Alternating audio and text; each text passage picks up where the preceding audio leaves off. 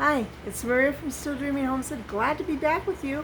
We're going to be continuing to read in our book, Farmer Boy by Laura Ingalls Wilder. Do you remember what happened yesterday? Well, this next picture will give you a big hint along with the title. The Little Bobsled. Looks like those are the parts that will make the bobsled. Snow was falling next morning when Almanzo rode with Father to the timber lot. Large feathery flakes made a veil over everything, and if you were alone and held your breath and listened, you could hear the soft, tiny sound of their falling. Now, I don't think I've ever heard snow falling. Father and Almanzo tramped through the falling snow in the woods, looking for straight small oaks. When they found one, Father chopped it down. He chopped off the limbs, these are also called branches, and Almanzo piled them up neatly. Then they loaded the small logs into the bobsled. After that, they looked for two small crooked trees to make curved runners.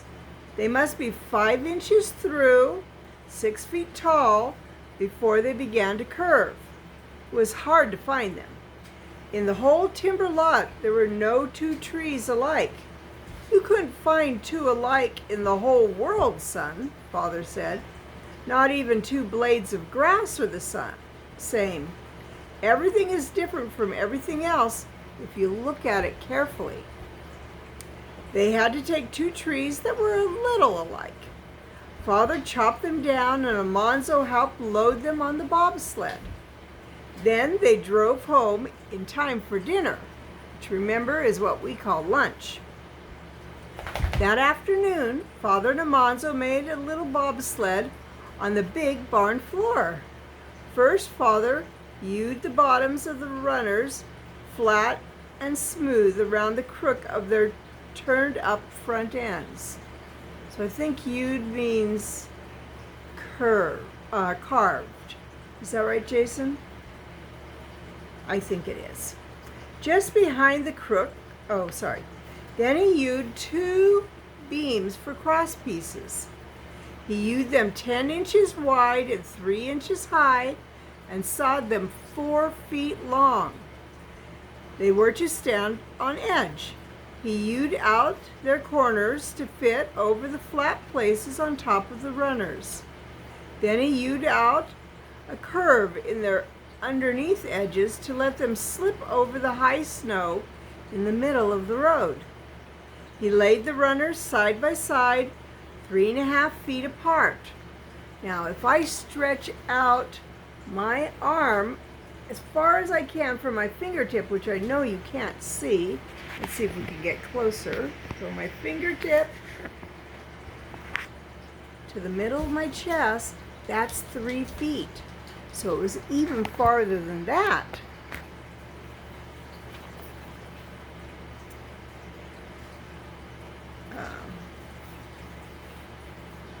And he fitted the cross beams on them, but he did not fasten them together yet. He hewed out 2 slabs 6 feet long and flat on both sides. He laid them on the cross beams over the runners. Then, with an auger, it's like a drill, he bore or drilled a hole through the slab, down past the cross beam into the runner. He bore close to the beam, and the auger made half an auger hole down on the side of the beam. On the other side of the beam, he bore another hole like the first one. Into the holes, he drove stout wood pegs. Remember, they used those instead of nails or screws. The pegs went down through the slab and into the runner, and they fit perfectly in the half holes on both sides of the beam. The two pegs held the slab and the beam and the runner firmly together at one corner of the sled. In the other 3 corners, he bored the holes and Almanzo hammered in the pegs. That finished the body of the little bobsled. Now Father bored a hole crosswise in each runner, close to the front beam, crossbeam. He hewed the bark from a slender pole and sharpened its ends so that they would go into the little holes. Almanzo and Father pulled the curved ends of the runners as far as they could, and Father slipped the ends of the pole into the holes. When Almanzo and Father let go, the runners held the pole firmly between them. Then Father bored 2 more holes in the pole close to the runners. They were to hold the sled's tongue. Tongue? For the tongue he used was an elm sapling. An elm is a type of tree, because elm is tougher and more pliable than oak. The sapling was 10 feet long from butt to tip. Father slipped an iron ring over the tip and hammered it down till it fitted tightly, 2.5 feet from the butt. He split the butt in 2 up to the iron ring, which kept it from splintering any farther. He sharpened the split ends and spread them apart and drove them into the holes in the cross pole. And he bored holes down through the pole into the 2 ends of the tongue and drove the pegs in the holes. Wow, there's a lot of steps to this. Near the tip of the tongue, he drove an iron spike, that'd be like a nail, only big, through it. The spike stuck out below the tongue. The tip of the tongue would go into the iron ring in the bottom of the calf's yoke. And when they backed, the ring would push against the spike and the stiff tongue would push the sled backwards. So this is what it's looking like. So this part right here, that would be the tongue. You see that big iron spike? And all these parts had to be put together carefully.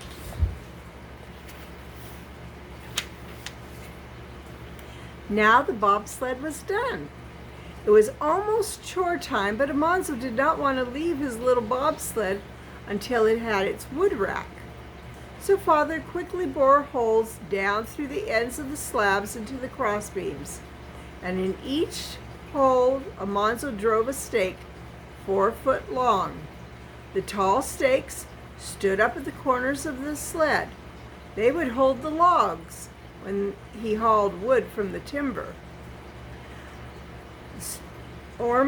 The storm was rising. The falling snow swirled and the wind was crying with a lonely sound when Almanzo and Father carried the full milk pails to the house that night. Almanzo wanted deep snow so that he could begin hauling wood with his new sled. But Father listened to the storm and said they could not work outdoors the next day. They would have to stay under shelter, so they might as well begin threshing the wheat. I wanted to show you this part. I forgot to show you. There we go. That's those tall parts. That's where the wood will be stacked against. Well, they'll be under shelter to stay safe tomorrow. Threshing the wheat. Do any of you know what that means? Well, we'll find out tomorrow. This is Maria from Still Dreaming Homestead. I want to pray blessings on you and yours, in your house and out of your house, in the day and the night. And whatever you do, keep dreaming. See you tomorrow.